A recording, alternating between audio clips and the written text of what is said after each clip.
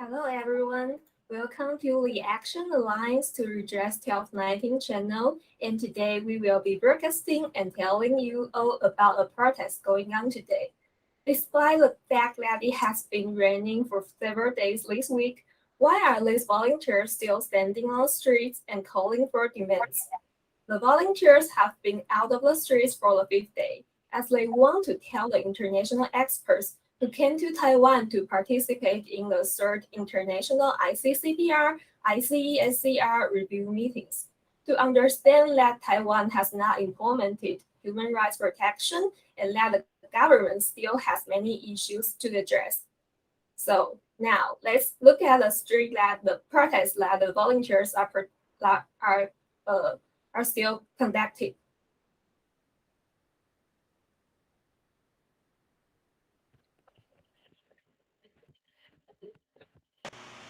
摆在台湾国内法化，你这个是公正公约第18条，要人民有宗教信仰的权利。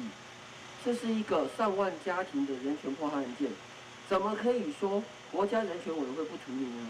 何况国家人权委员会拿了我们所有老百姓纳税钱1亿耶！各位好朋友，各位台湾纳税的老百姓，你没有听错，这是1亿元，这么的多。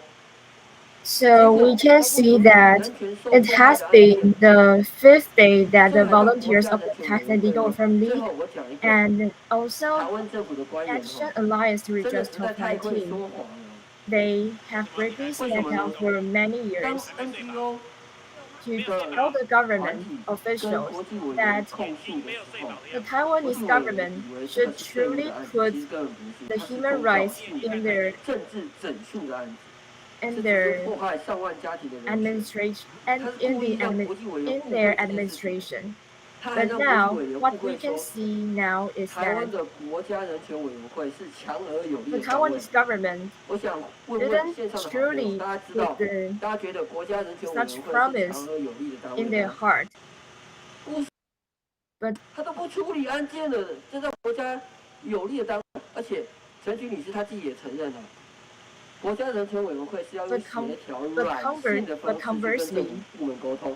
第一个， they keep lying to the 他不但不 people. 处理； They 第二 don't 个， put 他也不沟通；第三个，他哪来的软性跟协调？全部 the 都没 human 做。 rights on their 所以是公 administration 然在国际审查委员前面 because there are 说谎。 so many tax victims 这 in 是我们在 Taiwan 看 are 现场的 suffering 直 so 播，我们 much. 政府的官员花了 Then 大笔纳税 keeping 钱办的 living 这 in 个 fear 国 and 际 panic 国 day 际 and 会议 night, but no 公 one 然说 but 谎的 no 真 one 相。 can help 接 them. 下来，我们邀请我们国际职工来对我们国际发 And 声， now we are 揭 invite 露 the 这3天 international 台湾政府 volunteers to 说谎丑陋的黑暗面。 talking about the Good unfair morning, dear friends and friends taxes of the live for us. broadcast, and dear friends from our international community. This is the third day. This is the fifth day that the two prominent reviewers came to Taiwan, and today is especially important because there will be a press conference at 3 in this afternoon, and which they are going, which the concluding observations report will be out today to see if our government, to see if the two covenants are really truly implemented in Taiwan. So we are here on the tardier now to drive to the Five Guns and the President Palace to announce to the Taipei citizens and also to announce to the international community to ask all of you to monitor and to draw your attention to see what the report is in this afternoon. And from this morning, the volunteers of the Tax and Legal Reform League are still being out on the streets. Yesterday, it was raining cats and dogs, but our volunteers of the Tax and Legal Reform League have been on the streets for over 5 hours, and which showed that our determination is to to really hope that our government could protect the people's human rights. And I also hope that our president and head of the leaders of the 5 yuans, which is the head of the control yuan, Mrs. Chen Zhu, she could do her duties because she is not also the head of the control yuan, but she is also the main committer in the Human Rights Commissioner. And so at this time she said that in human rights it is permanently pursue. We should permanently pursue human rights, and if there is something not enough, something we have to pay effort in, and the human rights will be the platform between government and people of their communication dialogues, and they will reflect themselves to improve, and also facing the review of the international community, especially this time the two continents. They are really working hard, but people really wish that they were working hard. And if they are really protecting our human rights, then we don't have to take out to the streets like for years, and even now under the sun. And also our head of the administrative yuan, Mr. Su Zhencheng, he said that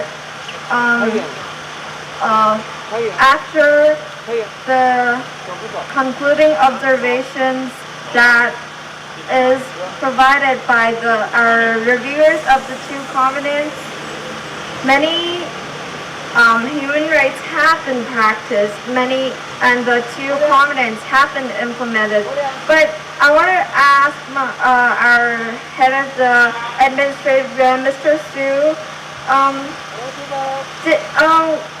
if the human rights is truly implemented, then why in the past 3 years, even after the second two continents committee was held in Taiwan, you the government and officials still didn't fix mistakes in the past, and within these years, more and more unjust cases are now happening in Taiwan, and which is really killing people, hurting for thousands of families.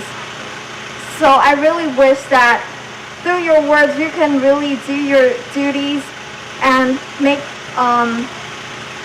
do your promise. And then our president, Mrs. Tai, she said that the human rights is like the ground we step on, is not like the ceiling. It means that human rights is like where you step, where you go, there is human rights. It's not really far from us, but I have to seriously question it, because just like I said, there is an injustice going on in Taiwan for over a quarter of a century, especially the Tai Ji Men tax case, and which is a severely case which people's human rights have been taken away for more than 26 years. So I really have to question that if human rights is really the ground that you say. And also I have to question that the transitional justice that you have promised to the people actually has a deadline, has a limit of time. But justice shouldn't be limited. So this is the second point that I have to question you about the two continents, that if it's being thoroughly implemented in Taiwan, because the two continents have been implemented in Taiwan for more than 12 years, since 2009 from now, and So we really hope why we came out of to the streets is that we really hope that this injustice could end someday, and so that our people could have a better future and Taiwan could really become a democratic country with the rule of law.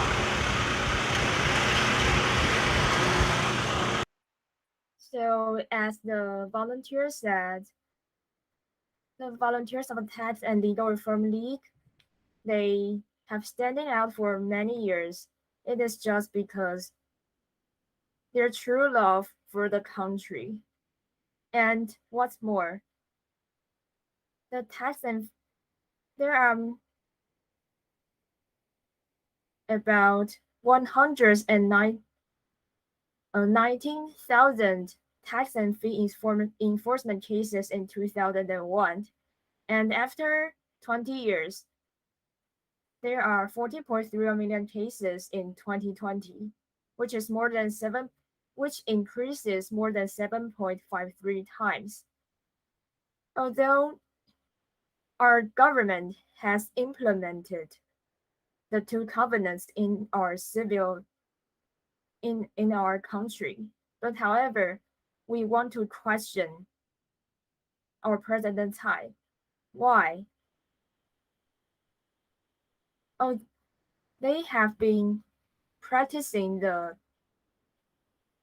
implement the two covenants, but how can the tax and fee enforcement cases can increase that much?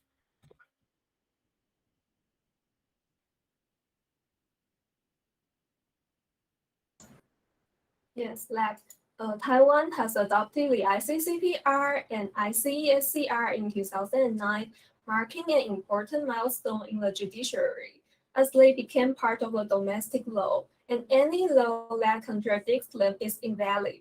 International experts visit Taiwan every 4 years to review and discuss the two conventions implementation. It is now time for the meeting to resume. The ICCPR focuses on issues such as the right to life, freedom of speech, religion, and voting. The ICESCR focuses on food, education, health, and shelter. Both conventions proclaim these rights for all people and forbid discrimination. But in Taiwan today, do we really have these human rights? Taiwan, as a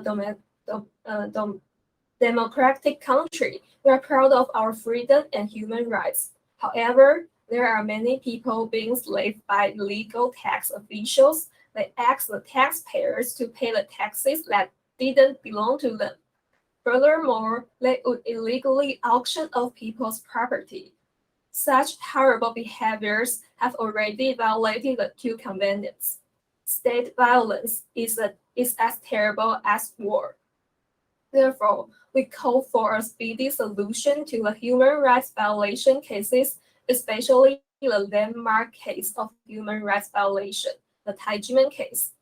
Protecting human rights cannot just talk or even cover up the facts. What people really need is a true improvement of human rights rather than window dressing.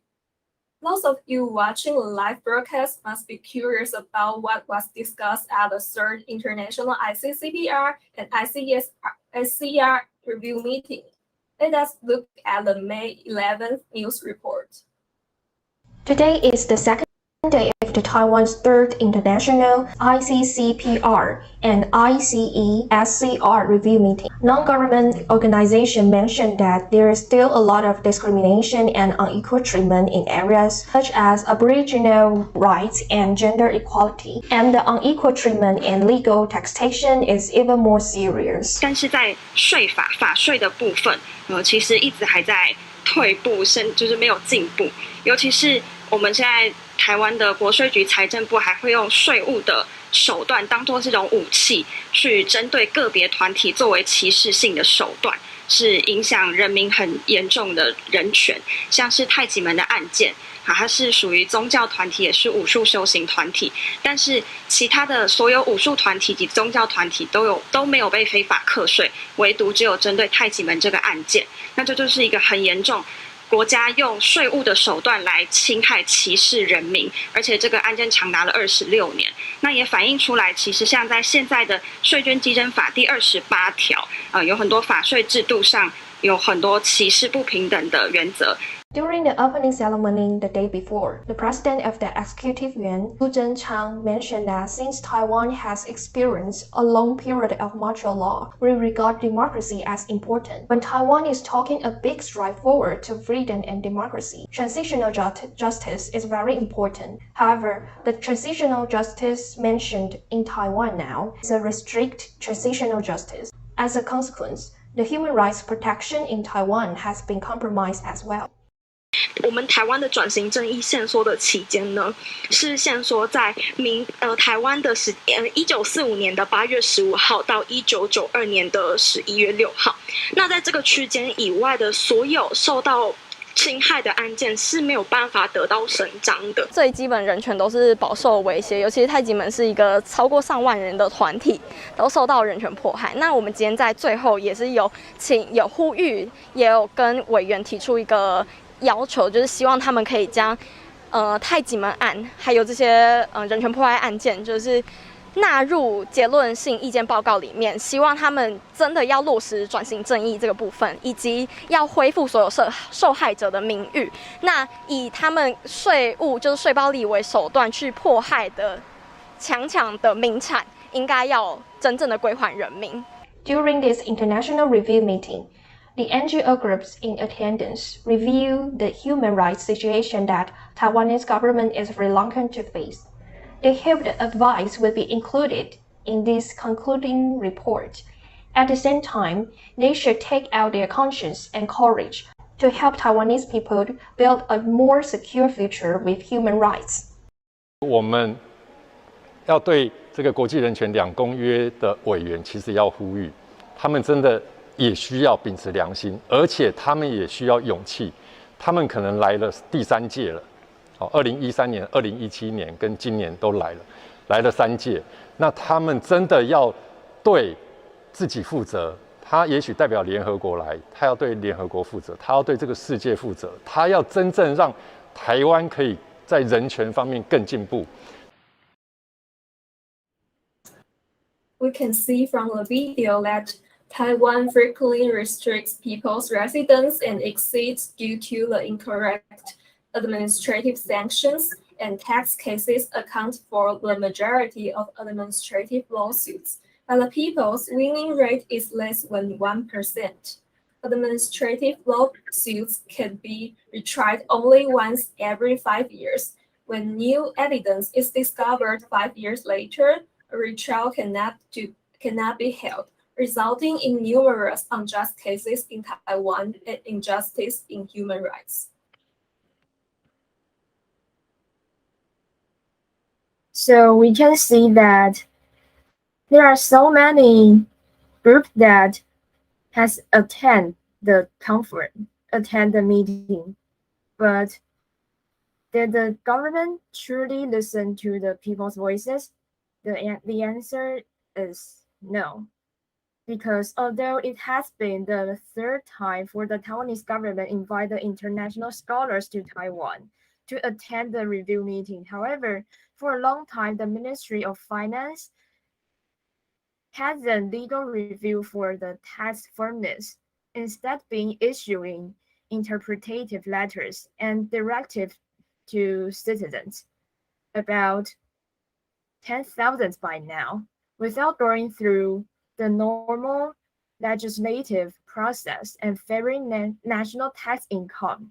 And furthermore, Taiwanese administrative courts have historically been prejudiced in favor of tax officials, which citizens winning less than 10% of cases. This makes it difficult for tax officers to conduct adequate and effective inspections and correct illegal and unconstitutional blunders. In addition, once a court ruling is made, even if the evidence is found afterwards to prove that the National Taxation Bureau was wrongly imposed a penalty, there is still a 5-year deadline, and the threshold for the filing of a retrial for the relief is very high. The administrative agencies frequently reject the request for a re-examination on the grounds that the penalty has already been decided by the court, putting people's rights at risk. So it is obviously we have to standing out bravely because the government, if the government couldn't put their promise in their practice, then the people should bravely stand out until the government could listen to people's voices, and we can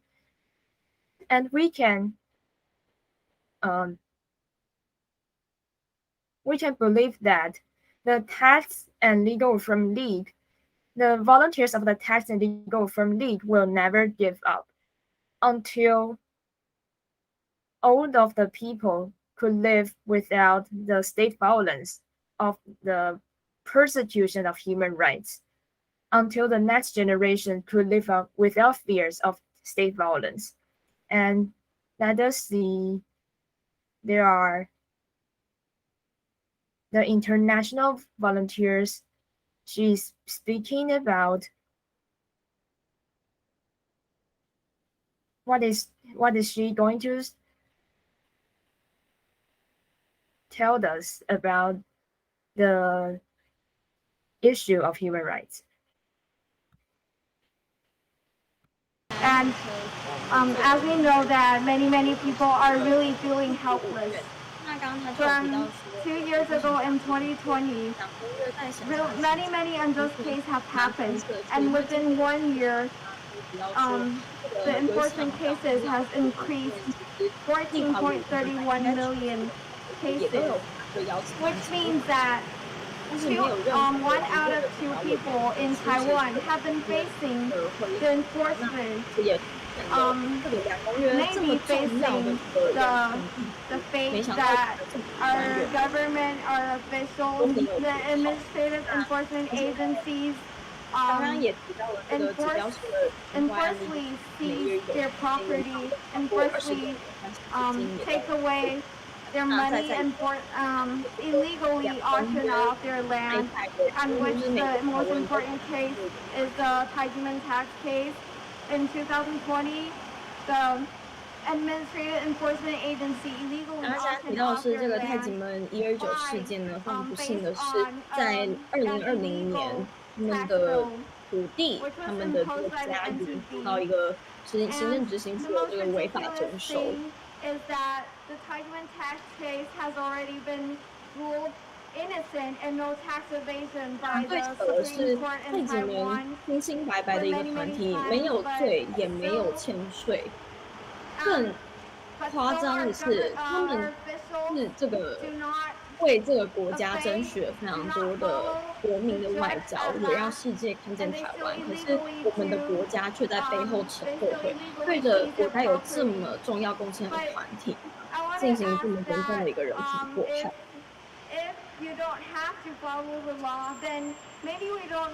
你要说台湾照理来说应该是一个法治国家，那如果我们的政府都带头不依法的话， or else the court wouldn't be we wouldn't need a court anymore, because if the officials from the other 他就说，那 institutions 我们根本就不需要法院啊，我们不需要这些政府官员啊。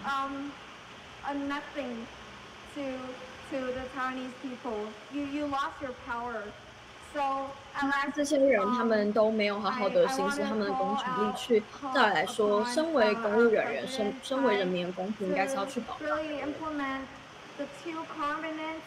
那他现在就提到说，也呼吁我们的政府应该要真正去落实这个国际人权公约。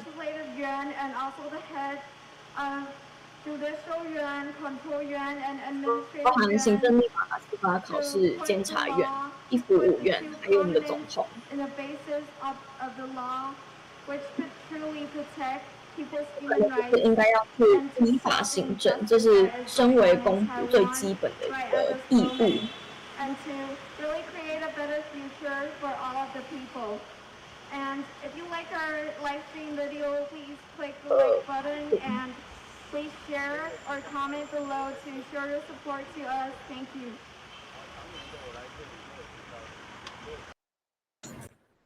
Just as the volunteer said that one of the landmark cases of human rights violation is the Tai Ji Men case. The Tai Ji Men case was listed by Control Yuan as the landmark case of human rights violation by the government. Hundreds of experts and scholars, domestic, international, voiced their support for Tai Ji Men. Tai Ji Men case was confirmed innocent with no crimes committed, no taxes due, and no violations of tax code by the Supreme Court in 2007. The NTB should not revoke the tax bills as required by law, but it chose to ignore the law and continue issuing illegal tax bills. What's more, an illegal auction of Tai Ji Men's property was nationalized and auctioned in 2020 by the NTB and the Administrative Enforcement Agency. According to Article 2 of the ICCPR, the government has an obligation to ensure that its people's rights should be effectively remedied when their rights are violated. However, in the Tai Ji Men tax case, Tai Ji Men shifu and dizi have spent immeasurable energy, money, and efforts to seek remedy for this fabricated tax case that has dragged on for 26 years. This has violated the government's obligation to provide effective remedy. So next, let's listen to a song, A Truth About the Tai Ji Men case.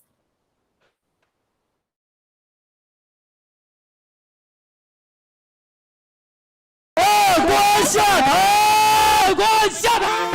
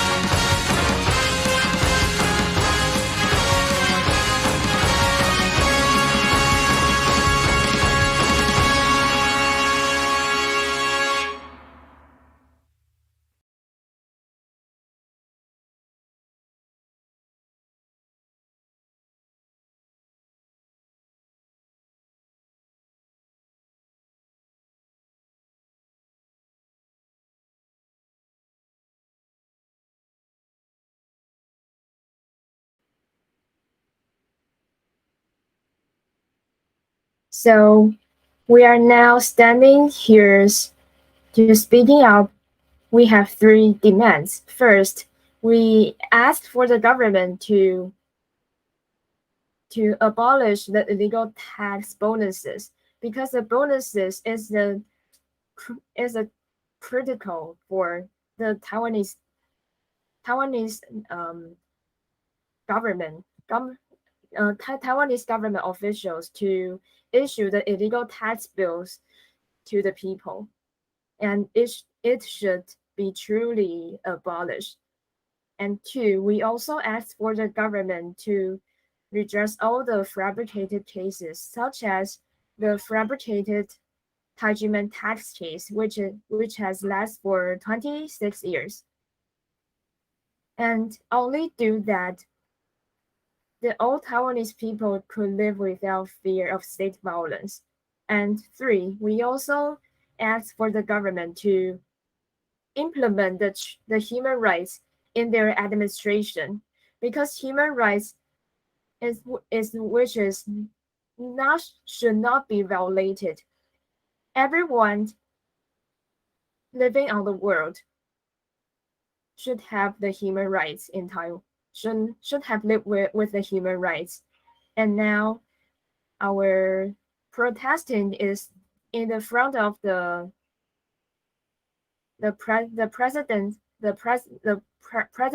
House of the President, and we are now want to call upon our President, Mrs. Tai.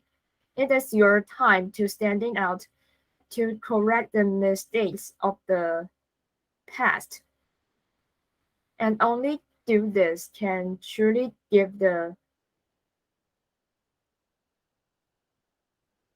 true justice for all of the people.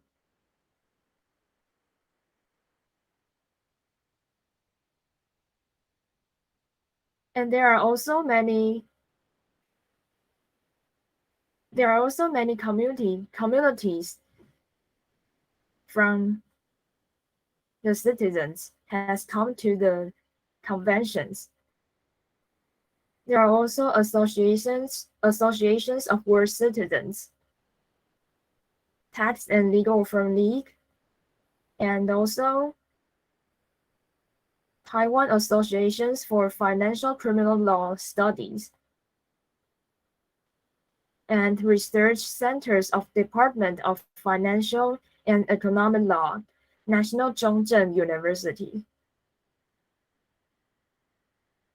And according to the Tax and Legal Reform League, they also urge the communities to pay close attention to four major issues in the implementations of two covenants, ICCPR and ICESCR. First, the transitional of justice measures only applies to human rights violations committed before November 6, 1992. However, these violations continue even after that date. Second, the taxpayers' human rights are not protected by the system that allows the tax authorities to maintain the original tax bills indefinitely, even after court rulings have determined that they are unfounded.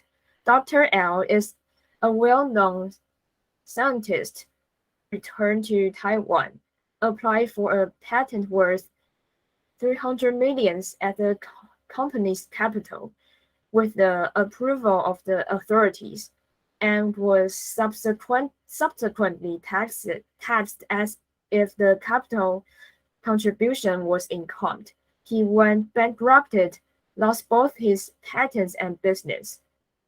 And third, the freedoms of the speech and of peaceful protest are still unduly curtailed.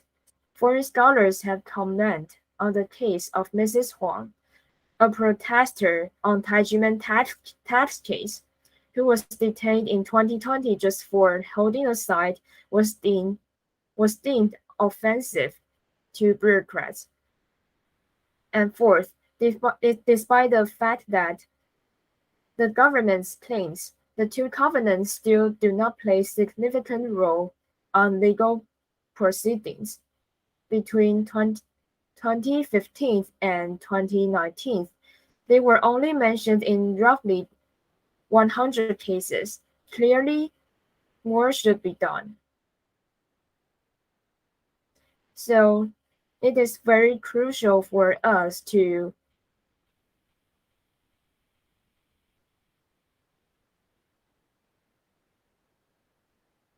watch the press conference in this afternoon to tell the Taiwanese government that all people are watching you, what you are doing in the next step. And we are also have the Chinese live broadcast to tell all of the people that everyone, both domestically and internationally, are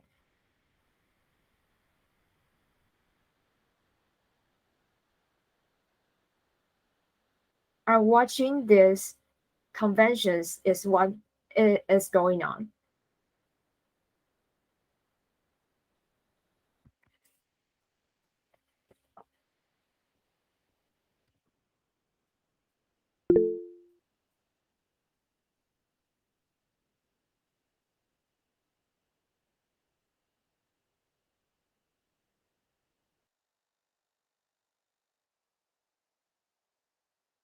蔡英文总统，我们在民间也有许多的 NGO 社团，长期以来都在这一方面努力，来为台湾的人权各方面发声，这方面督促推动。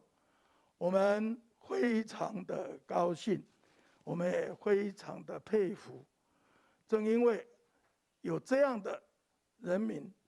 同时有这样的国家领导人，更重要的是，现在我们的执政党、执政的政府，就是在戒严中，在不可以阻挡的戒严令里面，我们成立的政党。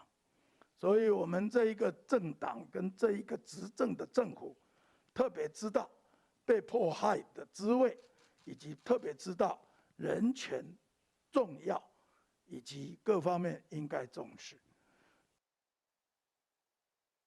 我相信很多好朋友们，现在在关注的好朋友们，看了这些话，真的是听不下去啊。那这边也稍微整理一下刚刚这些高官讲的一些垃圾话，只能这样说。那其中呢，前面法务部长蔡清祥他就提到说，他们会以客观超然立场来执行人权事项。结果呢，我们这边觉得最荒谬的是啊，这个最迫害人权的单位，居然在跟我们高喊他们在执行人权事项。那他还提到说，他们是负责统筹执行这一次的这个两公约审查会，就没想到在推动这个人权大步走、人权两公约会议的这个单位啊，法务部居然是全台湾侵害人权 the Taiwanese government officials, they tell us they are upholding human rights. However, they turn back to persecute people by the illegal tax and judicial methods, such as 你说你在执行人权事项，是执行到哪里去了？根本就是在迫害人权，是在杀人啊！这根本就是杀人政府嘛。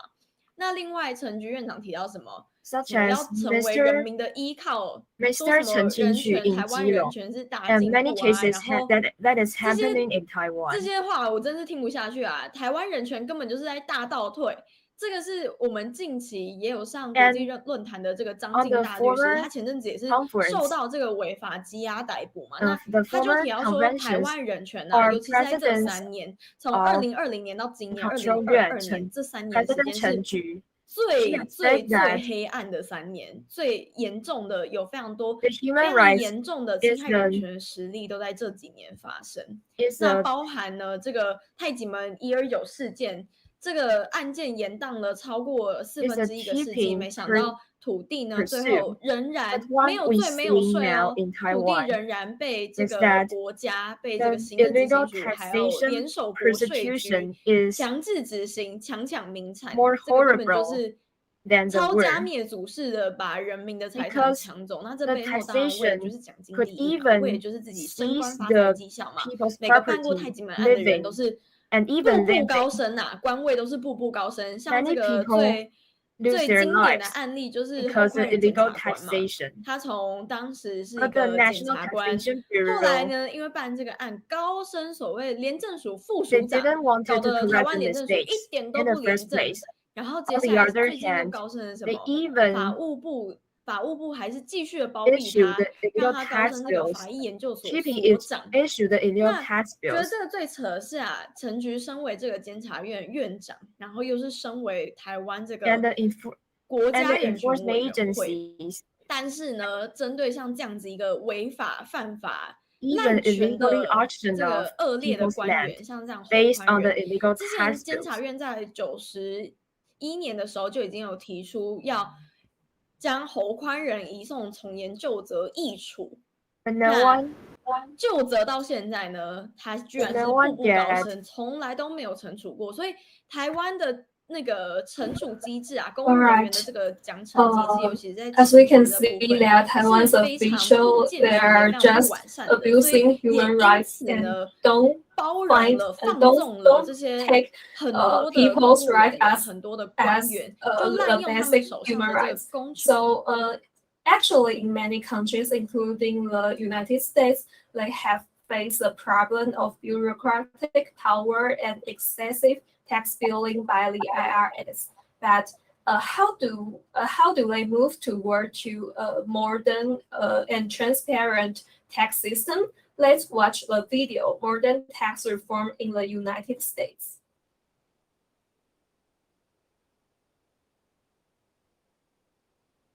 U.S. Tax Reform IRS Reorganization. After the end of World War I, global investment capital poured into New York and many investors became rich by making improper profits. But the government could not collect taxes. Uh-oh. The U.S. government had no choice but to amend the law to solve the problem. According to the regulations at that time, when the tax collector issued a tax bill, the taxpayer had to prove that he or she did not owe taxes. And if he or she could not prove it, the individual had to pay the bill, which resulted in the IRS's power being expanded indefinitely. At that time, the prohibition of alcohol also caused social unrest, and illegal groups selling bootleg alcohol were protected because of their entangled interests with the mayor, council, and police. As a result, the Minister of Justice collaborated with the IRS to conduct a tax evasion sweep. The operation was successful in eliminating the gang, but it resulted in a fox in the chicken coop. As a result, when federal legislators found that the IRS had abused its authority to open tax billing investigations, the IRS discredited them, causing them to lose an election or die unjustly. After World War II, the IRS abused its power even more. No legislator dared to investigate the IRS anymore, so they were forced to amend the law to reduce the IRS's discretionary power. The tax officers, on the other hand, justified their illegal behavior based on their own interpretation and decree. Finally, the U.S. Congress proposed checks and balances to protect taxpayers' rights by establishing a special agency that would report to Congress and the public on an annual basis. When the IRS's corruption was exposed, the entire country was in uproar. The list of surprising cases is endless. One elderly couple with a small business was even reprimanded by the IRS by falsely exaggerating their income and falsifying their tax bill, causing them to lose all of their assets. The elderly man died of grief, and his wife, who was blind and wheelchair-bound at the age of 88, had no money and was so expelled from her home.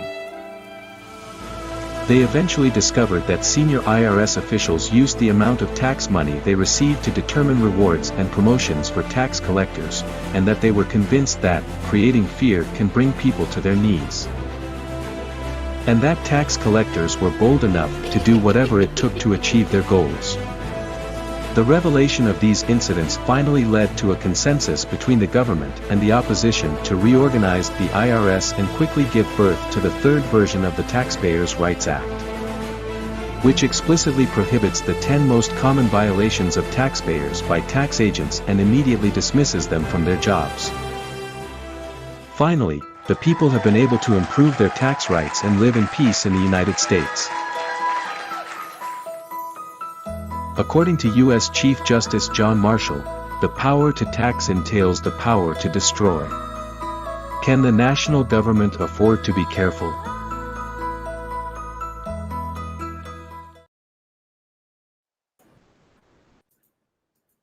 The power to tax entails the power to destroy.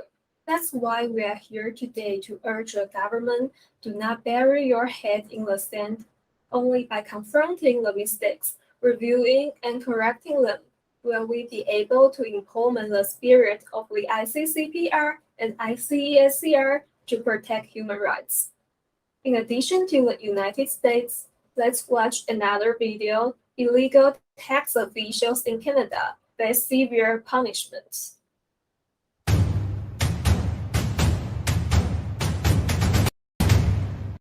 Illegal tax officials in Canada face severe punishments. Tony and Helen are a young married couple who own and run bars, motels, and restaurants in Vancouver, Canada. Worried that the bank would no longer accept the old notes, they turned all of the old $100 and $50 notes that had been in the safe deposit box for the past 30 years into cash and deposited them into the account. The tax office was surprised when they discovered a big sum of money had been deposited into their accounts without notice. They determined that the two had hidden their business earnings, charged them with 21 counts of tax evasion, and worked with prosecutors to compel a guilty plea. The court discovered the truth after a 5-year investigation and declared all charges against them to be false. Tony, on the other hand, has been plagued by insomnia, excessive drinking, and smoking, and his health has been ruined as a result of these false accusations. Helen has become scared of other people's suspicious looks, to the point where she is hesitant to enter her own restaurant.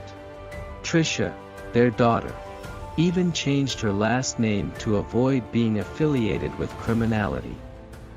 Despite their innocence, the couple claimed they had been wronged and went to court to sue the prosecution, CRA, Canada Revenue Agency, and the tax investigator. These officials, according to the Supreme Court, covered up and falsely reported evidence, maliciously used the state's judicial machinery to persecute innocent people, exploited the unequal power between the state and individuals, and violated the people's basic rights, and must be strongly accused and punished. As a result, the Tax Bureau was ordered to pay the couple $750,000 Canadian dollars in damages for malicious prosecution, as well as an additional $300,000 Canadian dollars per person for irreparable reputational damage. Litigation costs of around $348,000 Canadian dollars, totaling nearly 1.7 million Canadian dollars. Despite the large settlement, their lives were flipped upside down a long time ago, and the two eventually divorced, leaving the family broken and unable to reunite.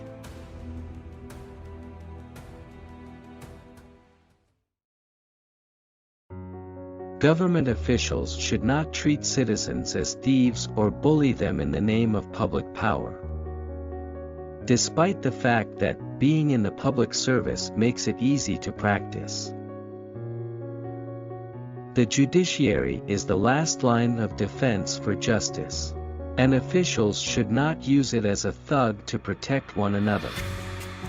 Instead, they should respect the judiciary's conscience, restore justice to the people, and be held accountable for law and discipline violations.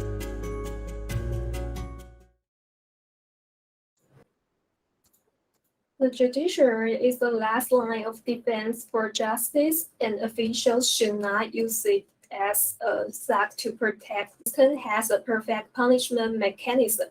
Compared to Taiwan, why are there so many unjust cases? It's because there's no effective punishment mechanism, and the offending officers continue to break the law.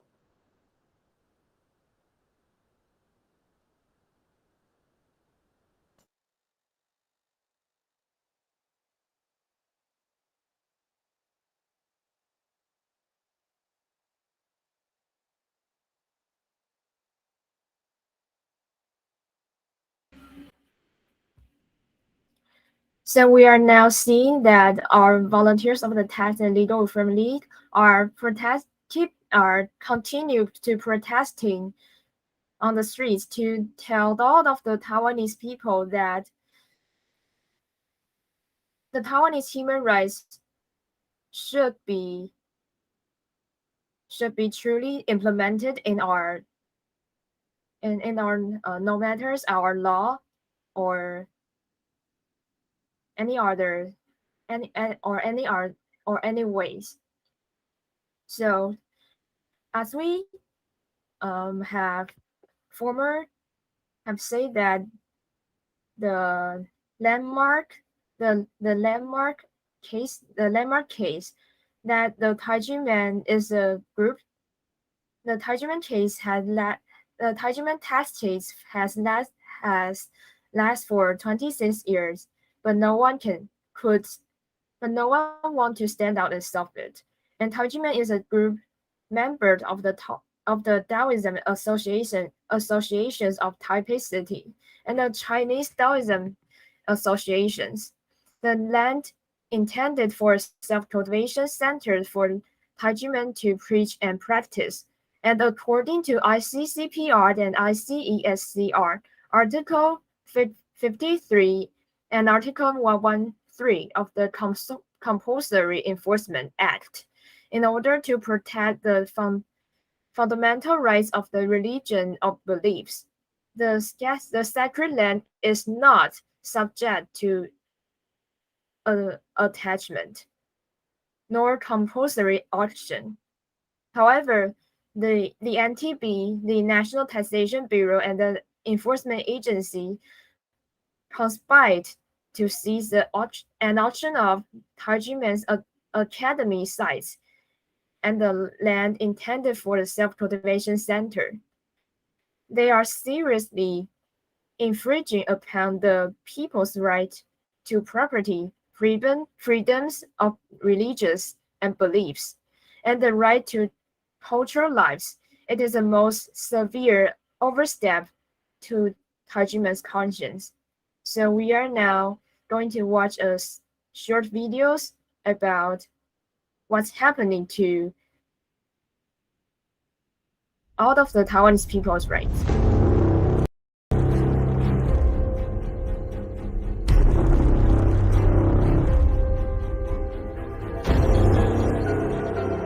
检察官用你的眼神就可以判断是不是要起诉你的话，那我们台湾就永无宁日。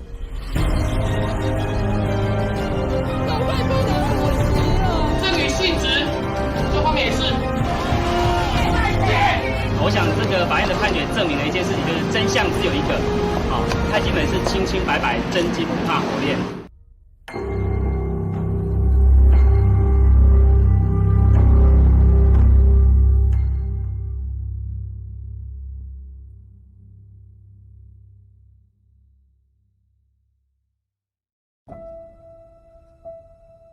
That day, I witnessed a scene that was only possible from a movie.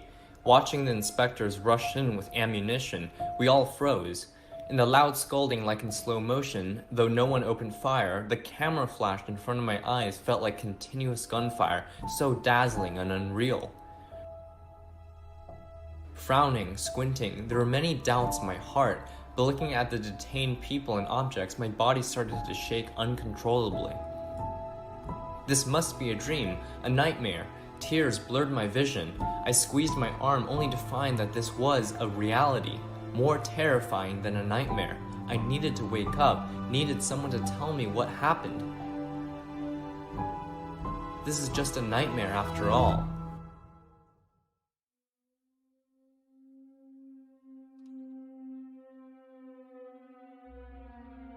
On December 19, 1996, prosecutor Ho Kwan-ren, in the name of a religious crackdown, searched 12 Tai Ji Men academies with 19 troops, accompanied by major media outlets, as if he wanted to paint a heroic image under the spotlight, rather than to pursue the truth.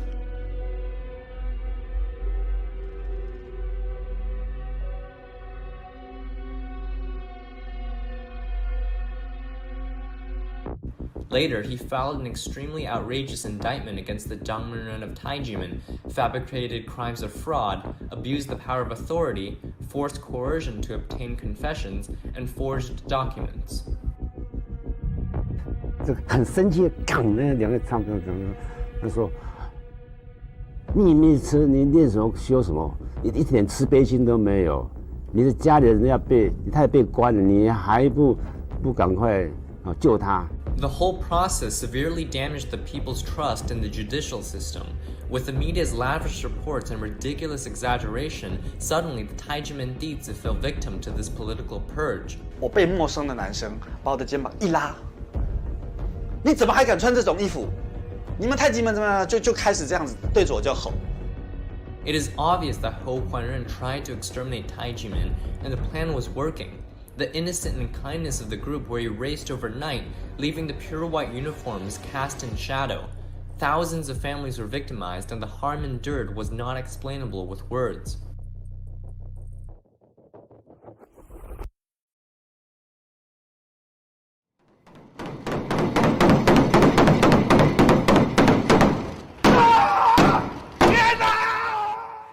Tai Ji Men has been innocent from the beginning. Many Tai Ji Men dizi cry injustice as Tai Ji Men has suffered unjustified cases of extermination for no reason. It is the Dangmen of Tai Ji Men Academy and his wife who suffer the most, but they and their disciples have never given up on defending their innocence. After many efforts, the criminal case was finally determined with the Supreme Court of Taiwan in 2007. Tai Ji Men was not guilty and had no tax evasion. The Supreme Court also confirmed the nature of the Jing Shi Li as gifts, and there was no taxation problem. All innocent defendants received national compensation, further proving that this case was a false case from the beginning. 拿到这个原油赔偿金呢，对于他们来说呢，其实已经是迟来的正义了。他们这10年、20年当中啊，受到很多的冤屈啊，那甚至于很多是妻离子散、家破人亡。 A few short sentences, less than 30 seconds, but behind it was a long 10 years and 7 months. The criminal court summoned about 200 witnesses, 58 courts, and took a total of 9,570 minutes. Every minute, every second carries with it countless blood, tears, and grievances. Finally, the belated justice of the innocents from the criminal case was ushered, but the taxation derived from the criminal case did not end as it should have. Due to the corruption of the NTB and the administrative court, a whole new round of nightmares began.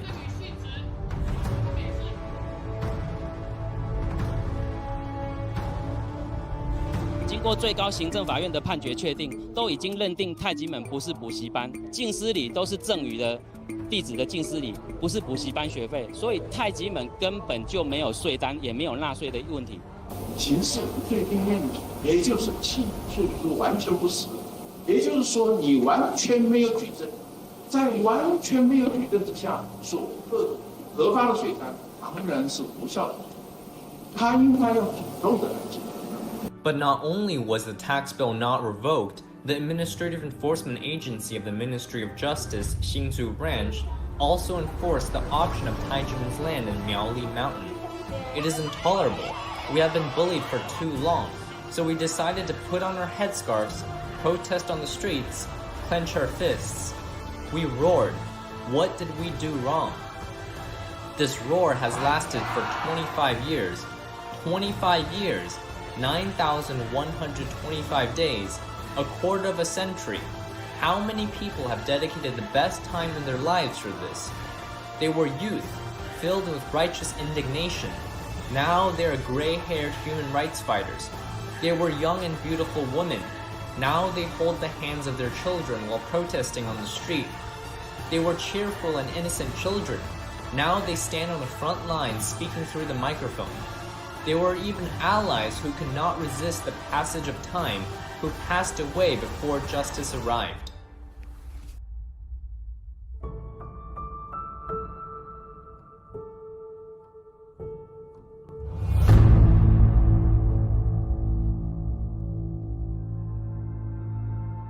In this violent storm, he no longer has another existence like a parallel universe.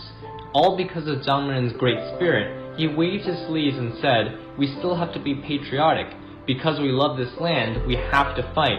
So we dried our tears and continued to roar, but this time the scene was different. We are promoting Chinese martial arts with traditional weapons and feather fans to show the beauty and essence of the culture. In front of the president's office where we were protesting, we are now celebrating the nation's birthday. We were invited 10 times to perform at the national birthday celebration, and 8 times we performed on Ketagalan Boulevard. We did an important opening at the 2017 Universiade. We won the martial arts championship in Japan and performed at the Sydney Opera House to promote love and peace. The group has traveled across 5 continents to countless countries to promote the importance of conscience. In our homeland, we protest on the streets, but in the United Nations, we received countless compliments. It was not that there was no pain, tears never stopped flowing. Because we care, we endure the sorrow. Because of faith, we bear the humiliation. This is all because we hope to show our smiles.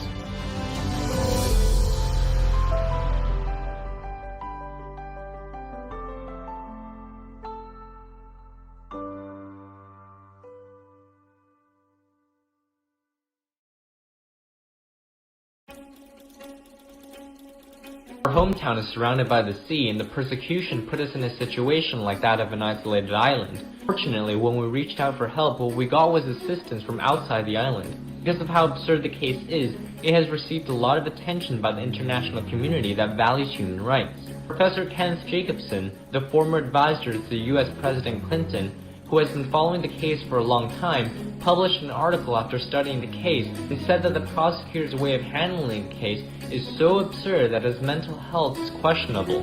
The mere statement of that would cause individuals and should cause individuals to question the sanity of the prosecutor. Dr. Massimo Intravine, the Italian founder of the Research for New Religions and Belief, which helps those suffering from religious persecution, mentioned this is not a domestic or technical tax case, but a human rights case based on freedom of religion or belief. He also stressed that there's no time limitation to fight against human rights persecution, and that the international community has the responsibility to help resolve this case together. In San Francisco, Silicon Valley, Los Angeles, Honolulu, and New York, we have been protesting in front of the Taipei Economic and Cultural Office.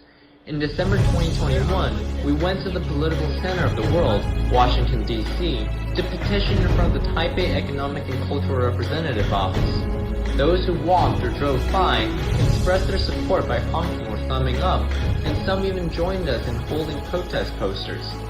We have visited many scholars and experts in many countries and talked about the case. They all expressed shock and inconceivability. Their support shows us that we are not alone on this road of seeking justice, that we are not helplessly isolated. We only hope the Taiwanese authorities will open their eyes and not trap themselves due to their inactions.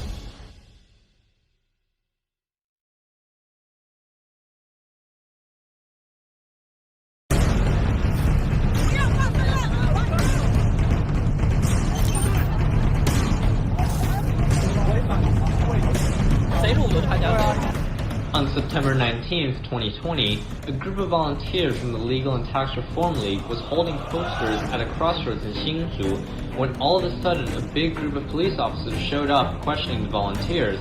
The atmosphere then was very tense, and the police officers started to shout at the volunteers.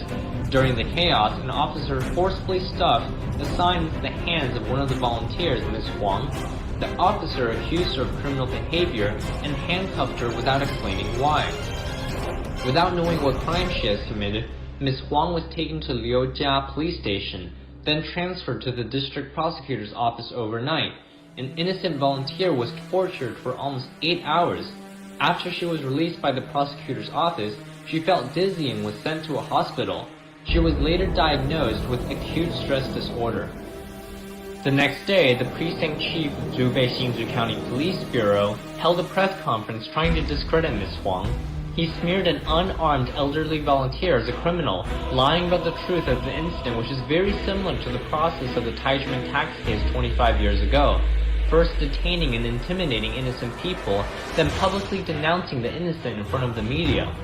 For us who have been persecuted for 25 years, it is like sprinkling salt on our wounds, adding fuel to the fire. We thought this would have happened in a totalitarian state, but it unbelievably happened to us, at a place we know so well, in a so-called democratic country. But even so, we are not giving up, because we love our country, because we want it to become a better place. For 25 years, we have not been afraid. No matter how hard the rain falls, how hot the blazing sun shines, the raging fire in our hearts will never be extinguished. What ignites the fire is the anger from being mistreated. What ignites the fire is the pain the taxation victims suffered. What ignites the fire is the perseverance to pursue justice. Even if there is more injustice, more pains, we will still roar. As long as the case is not resolved, we will not give up. We will continue to move forward. If the fabricated Tai Ji Men tax case is not redressed, the raging fire will never be extinguished.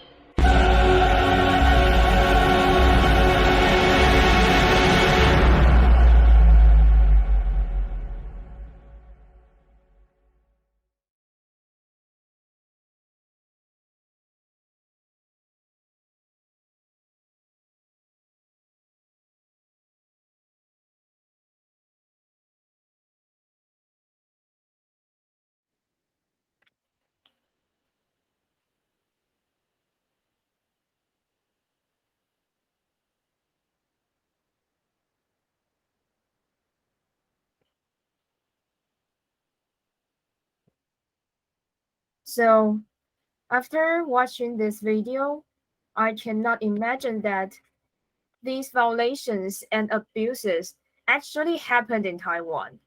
But unfortunately, Tai Ji Men's land was illegally auctioned off and enforced by the country at last, which seriously infringed on the freedom of religions and beliefs, and their basic human rights is also violated. And this case also pointed out a severe structural issue, which is the unjust tax and legal system that has harmed many peoples in Taiwan. And we are also welcome everyone back to the live broadcast on this channel on ACT 1219, because today is an important day because there will be a press conference on the legal department about the conclusion of the 3-day meeting at Evergreen International Convention. So it's very important for us to follow the live broadcast to supervise whether the Taiwanese government could truly implement the recommendations in their administration. Although it has come to the third time that the Taiwanese government held a convention to view that whether Taiwanese government truly implement the true covenants, there are still many unjust tax and fee enforcement cases keep happening in Taiwan. And this is just because the tax authorities doesn't follow the rule of law, which force people pay taxes that didn't belong to them. And furthermore, they would even illegally auction off people's property, even though the court has found people not guilty of tax evasion. The NTB could even say that the court didn't count and keep issue the illegal tax bills to the people, severely threaten the living property of all citizens in Taiwan, and fabricated Tai Ji Men tax case, which has lasted for more than 25 years, is one of them. So we are now seeing that are volunteers of the Tax and Legal Reform League, although it has been raining and or sunny days in recent days, but they still continue to standing out because these people doesn't want our countries to lose faces in the international arena because of the human rights violations that happens in Taiwan. So as we see that our volunteers is showing the picture about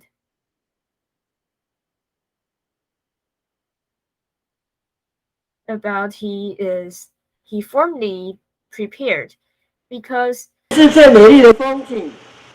然后呢，说到我们呢，我们是公民活动自由度最高的国家。可是只要人民去陈情的时候，都找一大堆警察把你挡到门外啊，还叫你逼你要许可，他们才可以啊，是违反国际人权两公约第19条、国际人权两公约第21条的规定啊，人民有集会结社的自由。好，当我们国家跟国际的专家学者讲说，台湾最美丽的就是人权啊，我觉得真的我会唬烂呢。So we are seeing now is our volunteers say that 监察院说台湾独有的万年税单了。There's a department that can truly punish the illegal government officials. And people in Taiwan have the rights to have the freedoms to protest about their wills for the government. Because when people have something to say to the government, then the government has a duty to listening to the people. And our government officials has formerly said that the most beautiful things in Taiwan is the human rights. But now we want to ask a question. Is this truly happens in Taiwan? What we see is that the Tax and Legal Reform League has already protested over many years in the streets. But every time they standing out, they just keeping 我们的财政部，他有没有把这种万年税单迫害人民赋税权益的事情写到结论性的报告，或是跟委员说明呢？没有，才不会嘞。为什么呢？因为他们就是想要滥收税嘛，滥收完税之后就可以得奖金嘛，拿奖金嘛。他们把这个台湾真正迫害人权的事情都隐藏起来， keeping to be driven away from the government official, not being listened. So we also wanted to ask for the Taiwanese government, especially the Control Yuan, the president of the Control Yuan, Chen Jun. You have the duty to listen, to help the people to solve such. 这个是一个共犯结构，是集体犯罪。世界人权宣言在联合国发布是1948年的12月10号。世界人权宣言第30条，本宣言任何条文不得解释为默许任何国家、集团或个人有权进行旨在破坏本宣言所载的。was confirmed innocent with no crimes and no crimes committed, no tax due, and violations of tax code by the Supreme Court in 2007.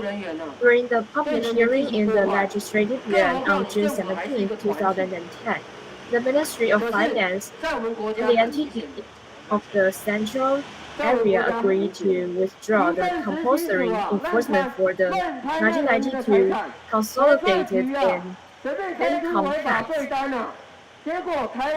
So the administrative enforcement agents could have stopped the enforcement.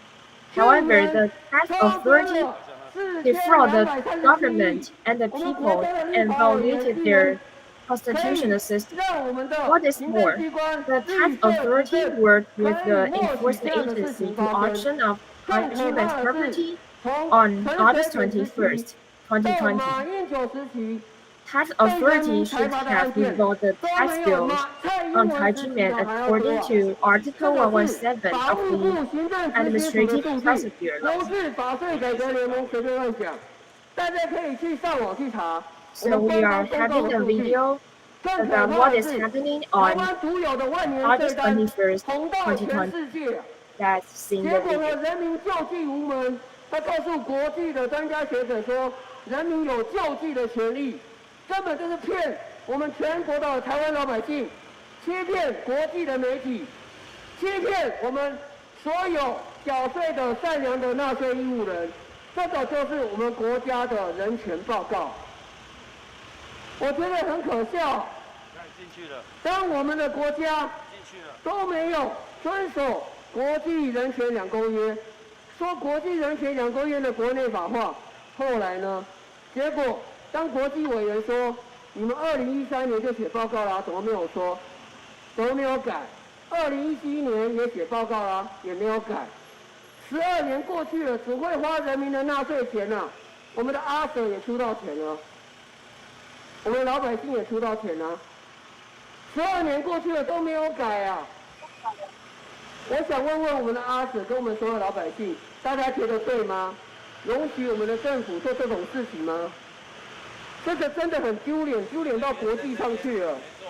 对啊，我们国际审查委员拜托你们帮助台湾，谢谢审查委员，委员加油，谢谢你们，我们爱你们，台湾爱你们。政府官员都会说谎，不要相信他们，这个是事实。 我讲的全部都是事实，因为他们这是公然迫害人权。谢谢我们国际专家学者哦，他们没有拿任何1毛钱来台湾帮助台湾，我觉得很感动。就像我们法税改革联盟的志 So 工 we are now seeing that 他们都没有 the 拿钱， volunteers, what is volunteers saying that is this community 在台湾 didn't 的大街小巷，请我们所有的 have 公 any 民朋友。 money to come to Taiwan to attend the convention. So this is very important to our Taiwan's government to listen to the conclusion of the committee that makes. And now we are going to watch a video about what is happening on August 21st, 2020, which is the day that the auction of Tai Ji Men's house.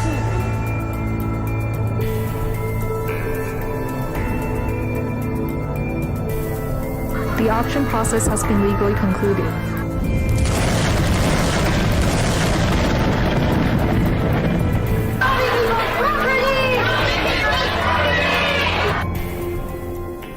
I saw a strip of shadow in his eyes.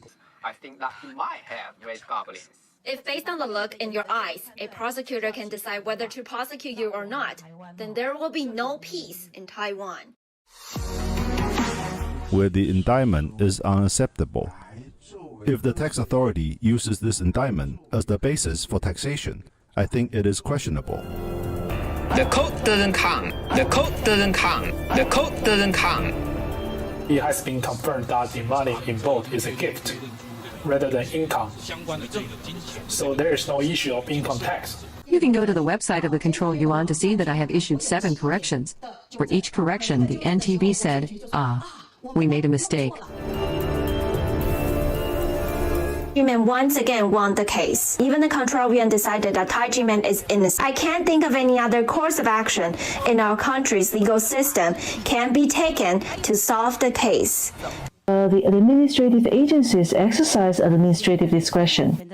They have to ensure that people's human rights on taxation are protected. The whole judicial system has proved Tai Ji Men innocent. There's no way the investigation by the tax agencies is clearer than that by the judicial department. Has wasted too much time and resource. This is very serious, and it has shaken the 5 branches of government and the foundation of the nation. Calling on the Taxation Bureau to revoke its illegal tax bills. You just ignore them. Hey, you think you're above us? You ignore courts, the control yuan, and even the legislative yuan. You really think you're the boss?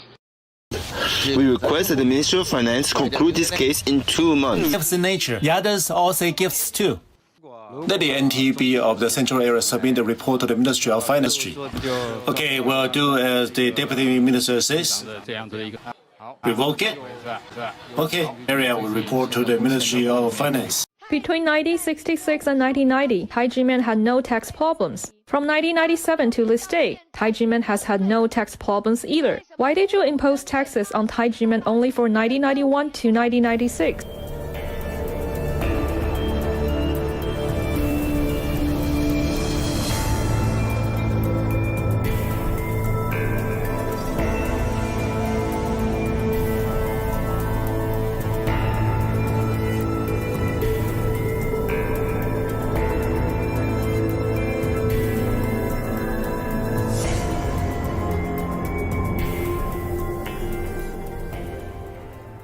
Thousands of people surround the auction site in Miaoli. The people still sat and wait to defend the land. The Tai Ji Men case, in which over 10,000 people have been victimized, has lasted for 24 years. But the enforcement agency still wanted to auction the land of Tai Ji Men to pay back a wrong tax bill when Tai Ji Men was found not guilty of tax evasion by the court 13 years ago. Since it is a problematic judgment, the enforcement agency should not have executed it. So why did they execute it? Why? It's a question of bonuses. When the Tai Ji Men case was handled like this, will ordinary people encounter the same problem? Definitely.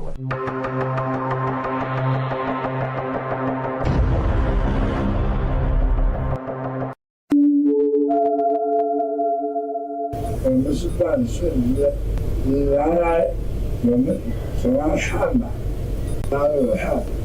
这是从哪里来的？你是不是？说这样不能算吧？说啊，这不裁，不裁，啊，你要怎么样？他说我们是这样的，这就是要做的。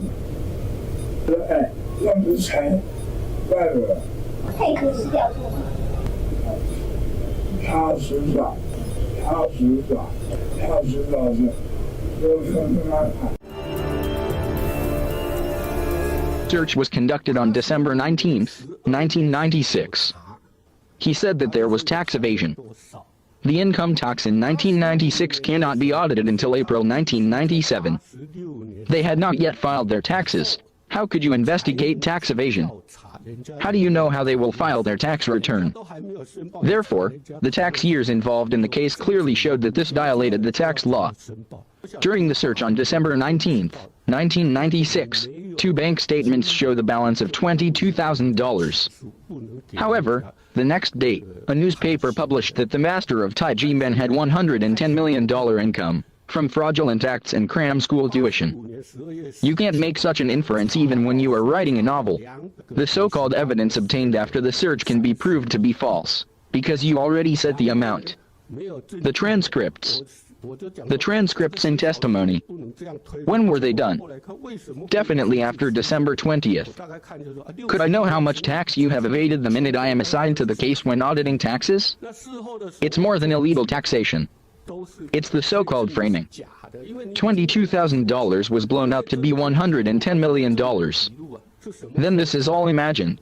It's very clear in the Tai Ji Men tax case that the tax officers and Taxation Bureau imposed illegal taxes. Imposing taxes based on imaginary data is absolutely against the principle that taxes should be imposed according to the law.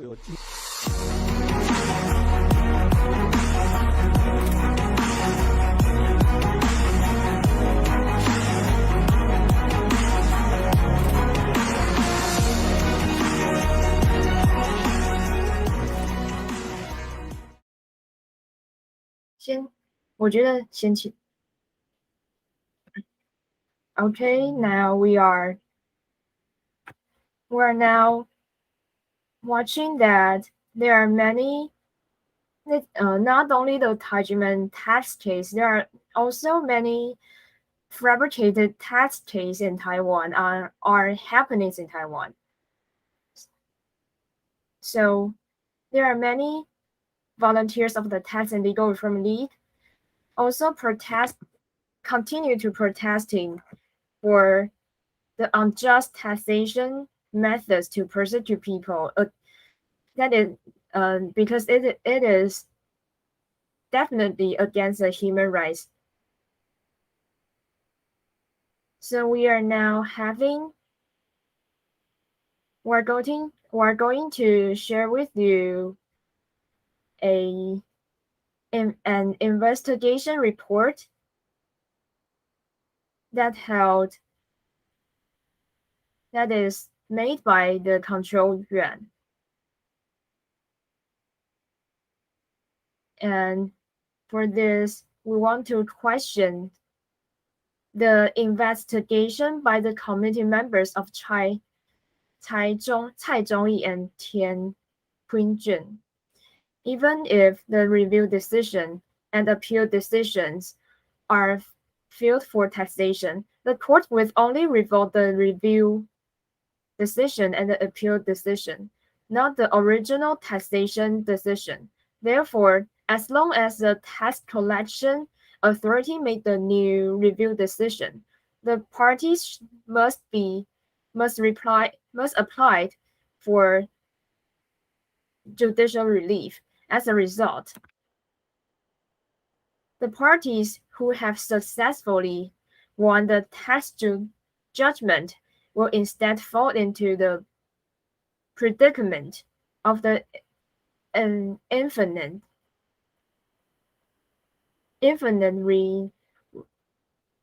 reincarnations of the judicial relief. Has the review procedures for the taxation lost in its purpose of properly safeguarding the rights and the interest of the parties on the grounds of the pre-examination doctrine? Does it make it impossible for the taxation sanction to seek effective judicial relief?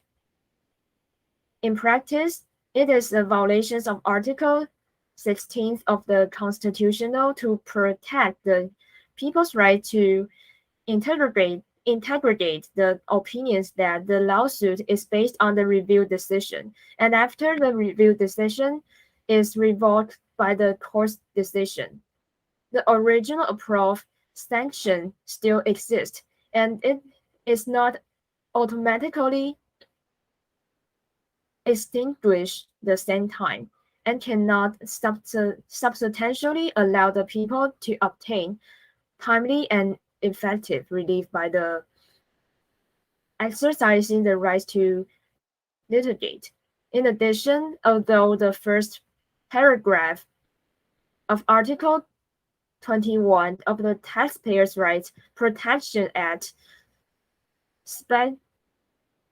specifically stipulates that the administrative court should verify the fact that verify and confirm the amount of the tax to be paid. But in practice, it is difficult to ascertain due to the complexity of the case, so it is not the case.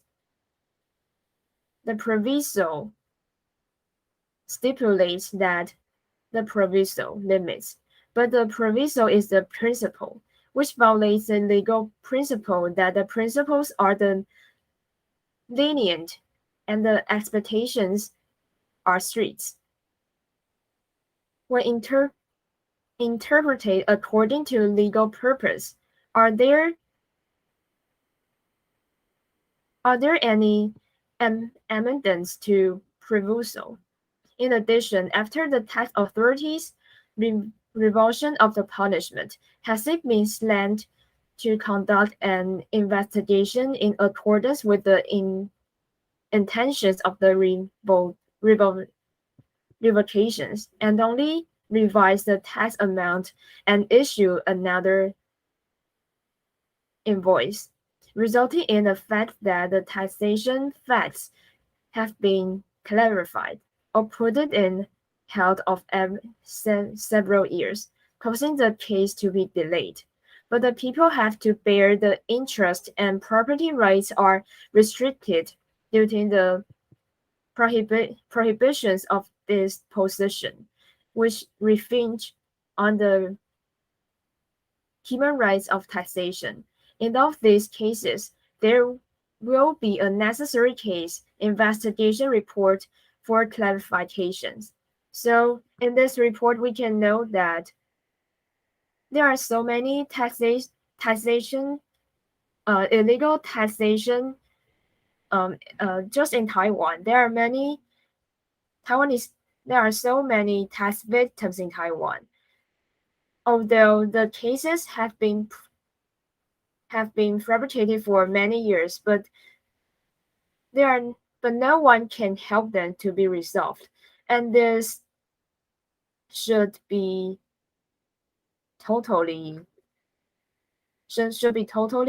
reformed. So we are now so let us continue to watch the protest that are volunteers that happen in the streets, and let's see what the volunteers of the international is saying. Is talking about. Implemented in Taiwan for more than 12 years, but most of the people don't know what it is.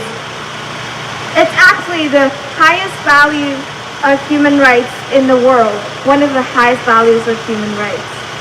So as our government say that they implement the two components, the other side, they are actually violating people's human rights. For example, they said that people could have their rights to petition, but actually what we saw is that, for example, in this afternoon in front of the Ministry of Justice, a lot of NGO groups have applied to the police that they wanted to hold up a press conference in front of the Ministry of Justice. But guess what?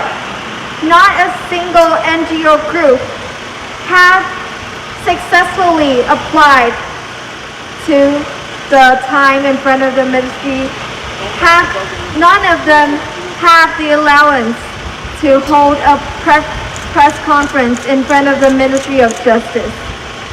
So it is different than what you said, that people have the right to speech, to gather together, or to even people couldn't have the right to use the land of their country that they paid for. And also in a lot of gathers that people protest in front of the Ministry of Justice, National Taxation Bureau, or the Ministry of Finance, in front of the President Palace.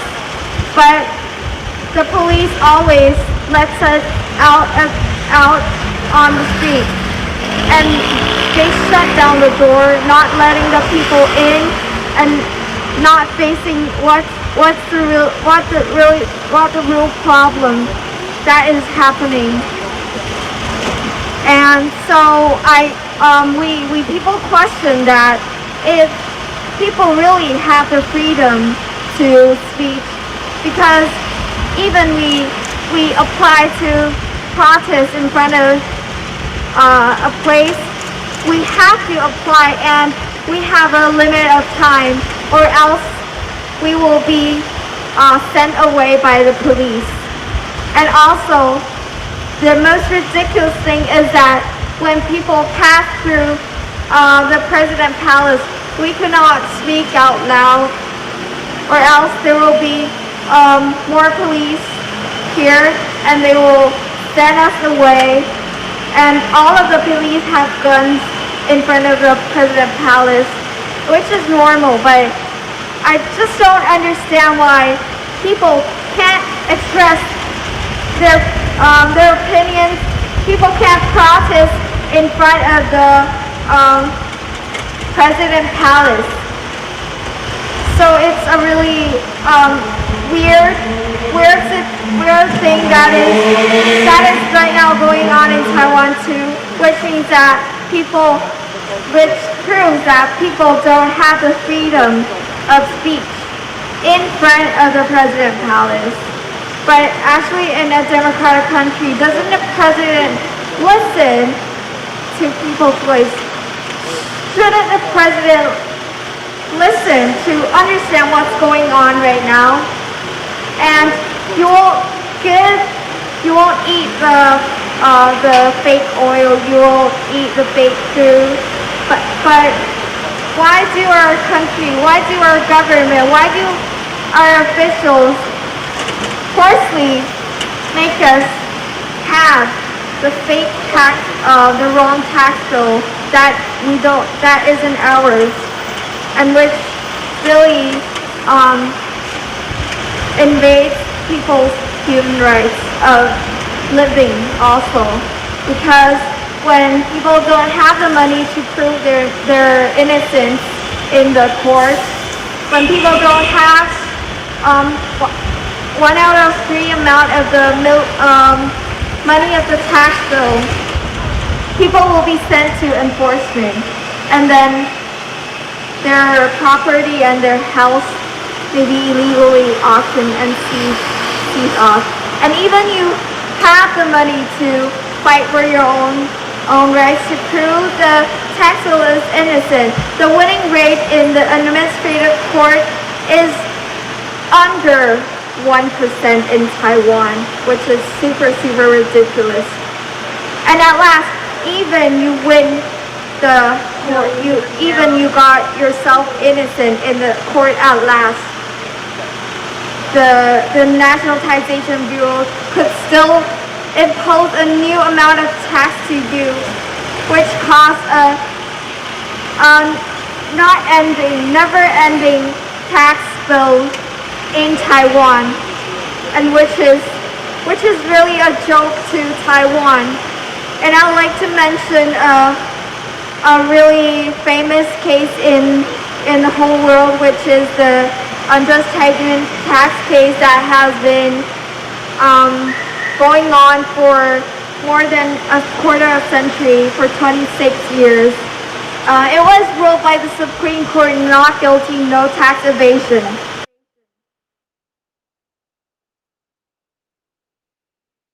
So as we see, the volunteers have said that when the Taiwanese people should have the rights to protest on the streets, but however,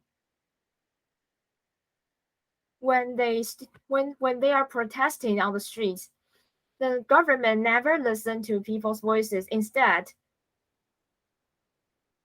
they send the police to send people away, and this is not this is not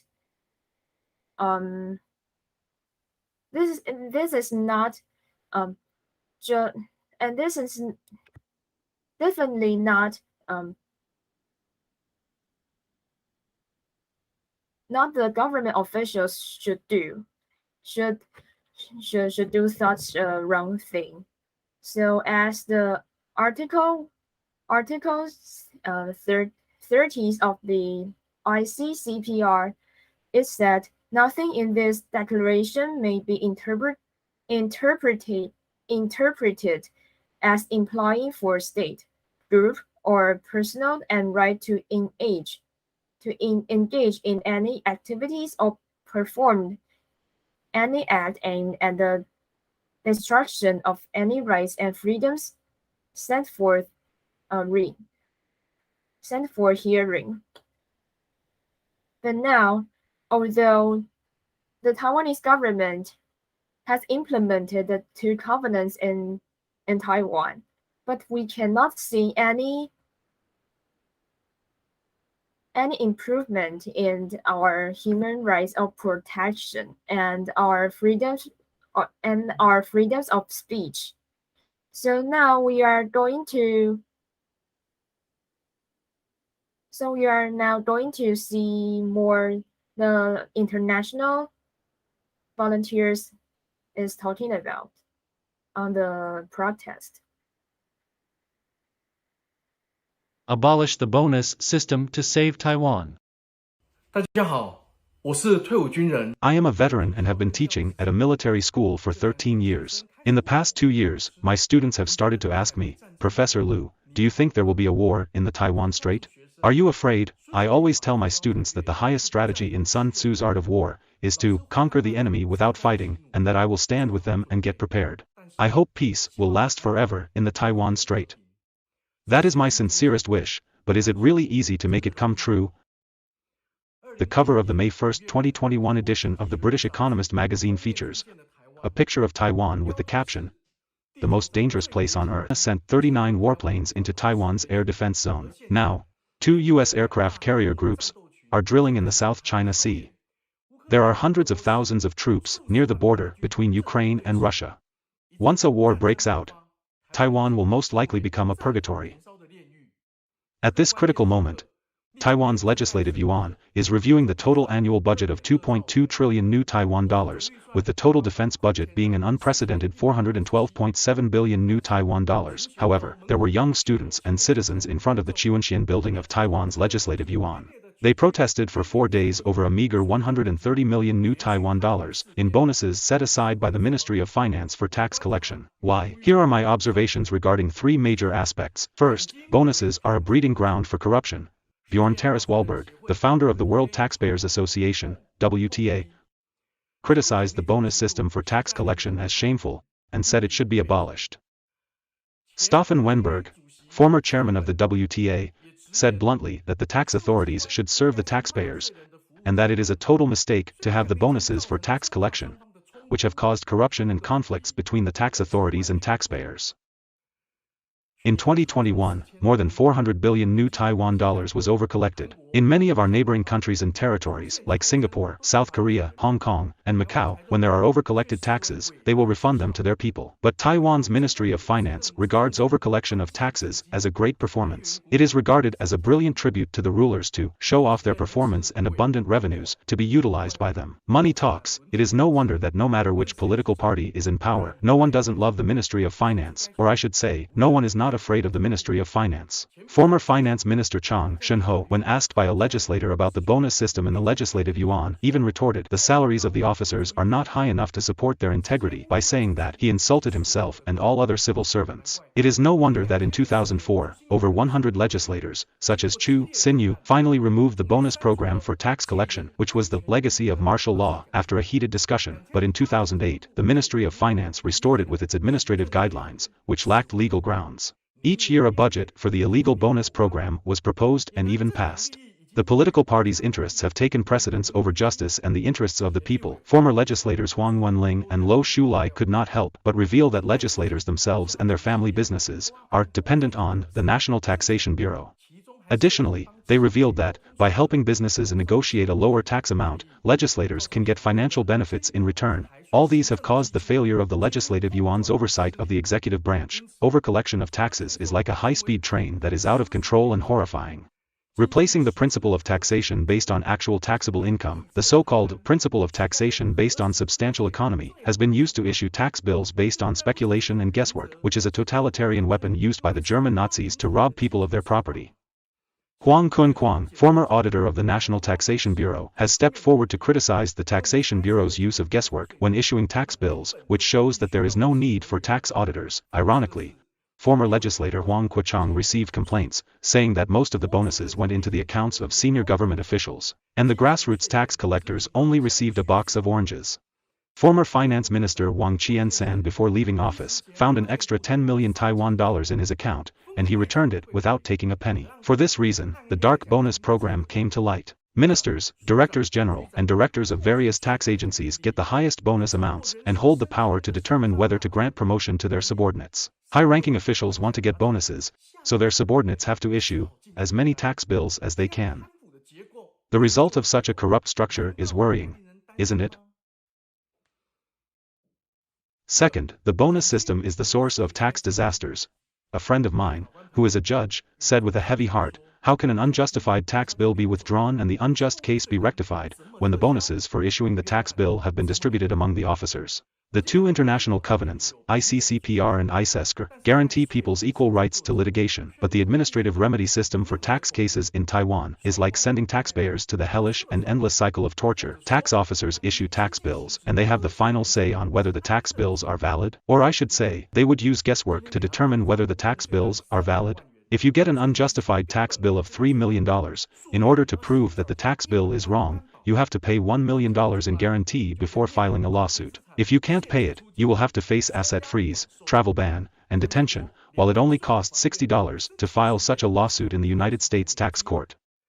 In the end, people, like tax slaves, can only hope that the administrative court will help them rectify their cases. A few days ago, legislator Lai Shipao, when questioning the Ministry of Finance, disclosed that the people's success rate in tax litigation is 60% in Denmark, 44% in Germany, and only 0.3% in Taiwan. This is no longer a 90% chance of failure. This is close to a 100% failure. My friend who's a judge also lamented that the most horrifying thing is that most senior judges of the administrative courts are not well versed in tax law and are unable to make a final decision to settle the disputes for the people. Even if the people are lucky enough to win their cases, the wrong tax bills will be returned to the Taxation Bureau, which issued the tax bills, allowing it to issue similar tax bills, resulting in a horrible and never-ending cycle of illegal tax bills. May I ask, can anyone or any company endure this kind of torture? Therefore, to meet over a cup of coffee has become the best way for taxpayers, accountants, and tax officers to negotiate a tax dispute and create a win-win-win situation. Article 19 of the Constitution of the Republic of China stipulates, "The people shall have the duty of paying taxes in accordance with law." It means that we should pay the taxes that we are supposed to pay, not a penny less, but we should not pay the taxes that we are not supposed to pay, not even a penny. This is what a law-abiding citizen should do. Now, because the bonus money has been distributed to the pockets of senior officials, and no mistakes can be corrected, the tax system ensures that tax officials have a 100% victory in threatening people to pay unjustified taxes. Taxpayer rights and justice have been seriously violated. From domestic and foreign history, we have learned that when bureaucrats impose excessive and unjustified taxes, the downfall of the dynasty is near. The performance credits and bonuses have stimulated the crazy overcollection of taxes. Pocketing bonus money has been the reason why unjust tax cases have failed to get rectified. Over the past 10 years, the number of new cases of unpaid taxes and government fees pending enforcement has increased by 7.53 times, and in the year 2020, the number of such cases reached 14.31 million. How many of these cases represent tragedies where innocent people died or lost their homes, unable to voice their grievances? Willie Fodder, director of Brussels-based NGO Human Rights Without Frontiers, after studying the Tai Ji Men case, which is referred to as Legal and Tax 228 in Taiwan, seriously pointed out, "The system of tax bonuses granted to public servants can lead to undue fiscal and judicial harassment for years and decades. It also proves that this system is a form of organized corruption inside the state, and an abuse of power of their leaders and their staff for personal financial benefit." The bonuses for tax collection, which account for a mere 0.006% of the annual budget, have fed the tax bureaucrats, and they absurdly become the only fat cats in the system of public servants. This bonus system has not only undermined public trust in the government, paralyzed the operation of the constitutional system of 5 powers, but also endangered national security. Can we still take it lightly? Third, the awakening of conscience. All people of Taiwan work together to save the country. The famous historical general, Yu Fei, is regarded as the saint of martial arts, and even the leader of his enemies, Jin Wuzu, side. It is easy to shake the mountain, but difficult to shake Yu's army. Because the army led by Yu was disciplined and loved the people as their own family members. They did not loot food and they were starving to death, and did not demolish houses when they were freezing to death. Yu Fei famously stated, "When civil officials are not greedy for money, and when military officials are not afraid to die for the country, the world will be at peace." I believe that Taiwan's military officials are as determined as I am, to protect our country and sacrifice our lives. But what about the tax officials? With its enemies lurking around, Taiwan could not even implement reform to completely abolish the 130 million new Taiwan dollars bonus for tax collection to end corruption. Can we turn a blind eye to this any longer? Albert Einstein once said, "The world will not be destroyed by those who do evil, but by those who watch them without doing anything. We urge the Taiwanese government to implement true tax and legal reform. We shall save Taiwan with conscience. At this critical moment, we cannot make it without you. Thank you all. So as we see, the volunteers of the international volunteers has said that in Taiwan are very large amounts of tax and fee enforcement cases that are just happening in Taiwan, and this is not a democratic country should have the such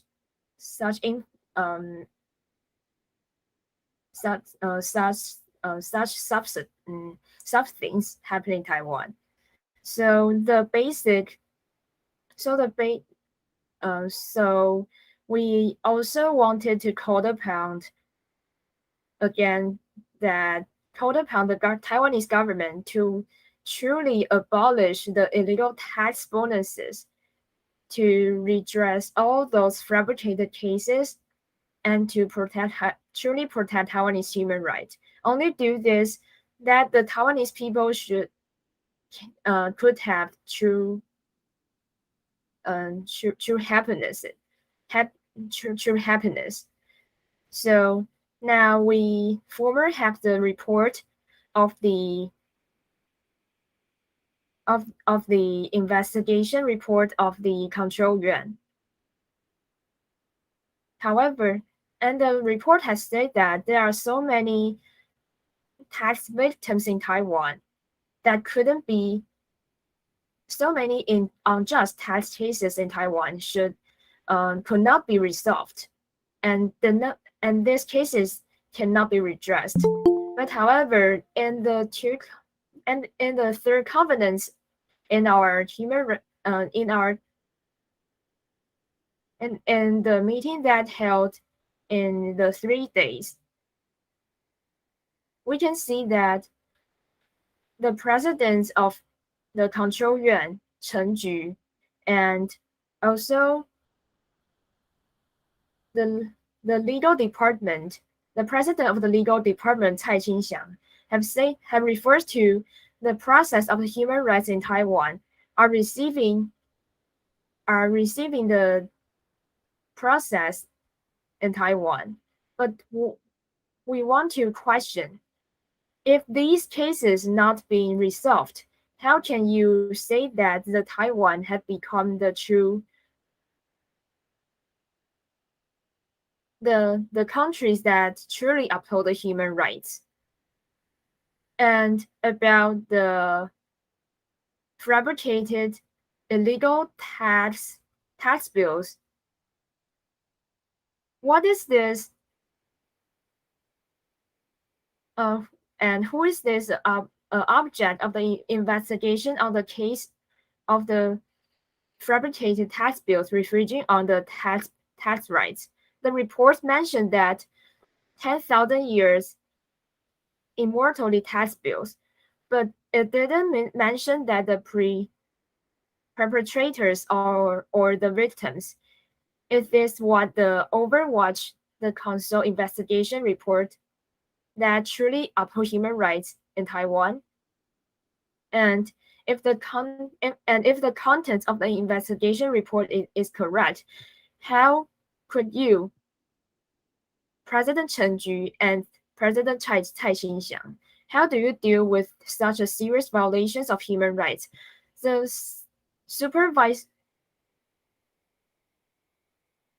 control yuan and the law department and the financial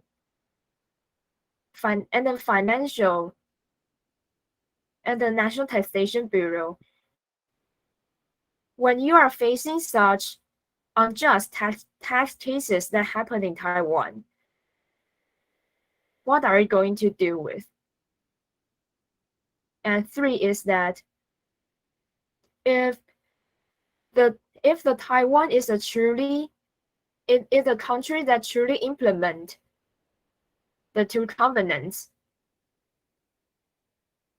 Why are the concluding observations of the review of the two covenants not included? Why haven't the relevant issues being discussed? And the fourth, after we watching the live broadcast, that is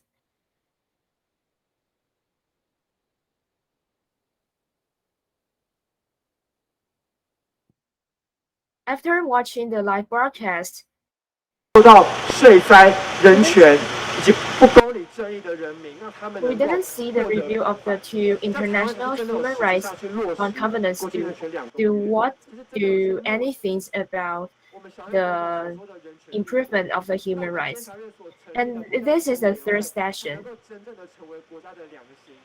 And there is no progression of all, 所以我也希望我们这几天 and there is no progression. 一府五院，就是希望 And 有良心的 we want to question that it is not the real 人权能够变得更加的进步。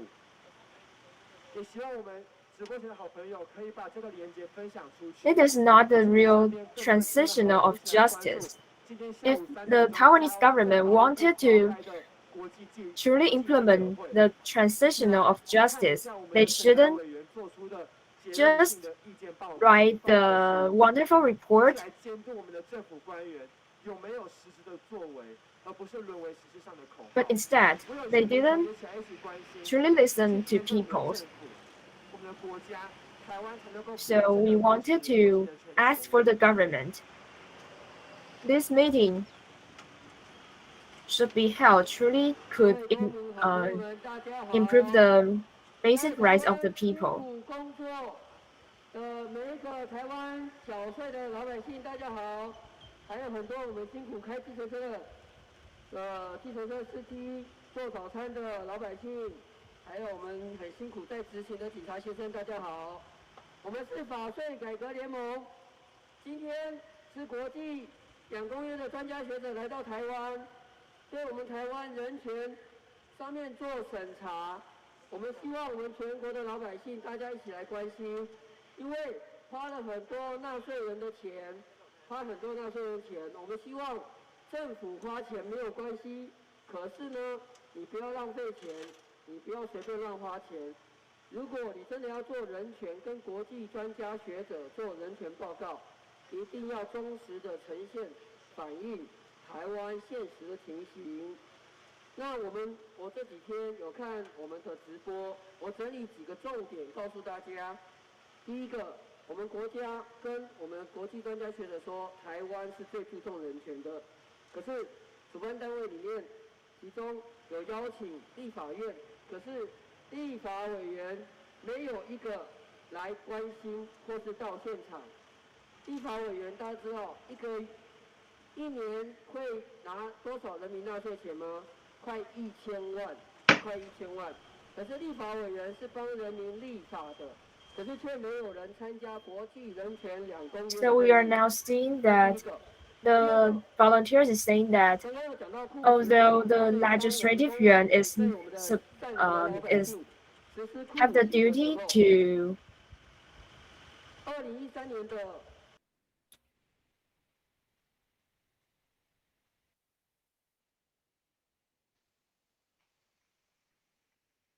人民对于审查委员能够代表公正以及中立的立场。